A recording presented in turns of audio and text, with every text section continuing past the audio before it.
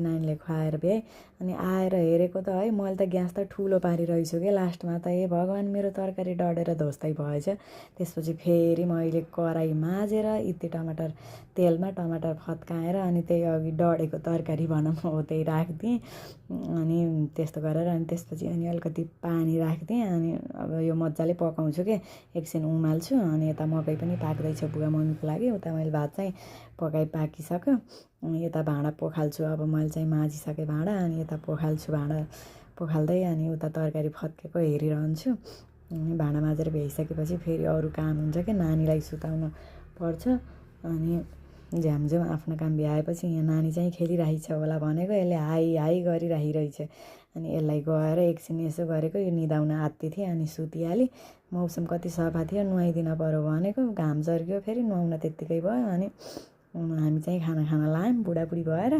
त्यसपछि भाँडा माझ्ने काम चाहिँ मेरो श्रीमानले गर्नुहुन्छ मैले चाहिँ पुछपाछ गर्ने काम गर्छु। मलाई फेरि सर्लक्क पुस्नुपर्छ क्या त भित्ताभित्ती यताउति सब पुस्छु मैले।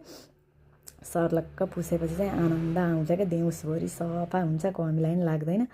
त्यसपछि अनि मैले पुछपाछ गर्ने काम गर्नतिर लागेँ। श्रीमानले भाँडा माझ्दै हुनुहुन्छ उता बहिनीसित फोनमा बोल्दै अनि यता भाँडा माझ्दै गर्दै हुनुहुन्छ। मैले चाहिँ बढार कुडार गर्छु अब भनेर म फेरि बिहान उठेर दैलो पुछ्ने कुच्चो लाउने ह्यान त्यान मैले त भ्याउँदिनँ।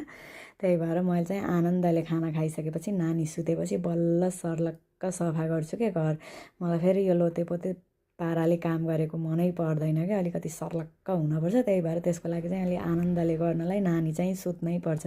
नानी सुतिन बरु गर्दिनँ नानी सुतिन भने अनि मैले भित्र बाहिर सबैतिर बढारेँ। अब चाहिँ म सर्लक्क सबैतिर पुस्छु। यो मार्मलमा फेरि यति दाग लगाइहाल्छ र हेर्नु जति पुसे पनि दाग लगाइहाल्छ अनि यहाँ घोटी पुस्न मनपर्छ कि अनि आज त नानी उठे पनि उसको बाबा हुनुहुन्छ नि त भनेर अनि मजाले पुस्नतिर लाएँ। पहिला बाहिर पुसेँ त्यसपछि अनि भित्र गल्ली पुस्दैछु अनि गएर फेरि किचन पुस्छु अनि यता बैठक रुममा पनि पुस्छु। बैठक रुममा चाहिँ बुवा सुतिरहनु भएको थियो त्यही भएर मैले त्यताको चाहिँ केही पनि खिचिनँ।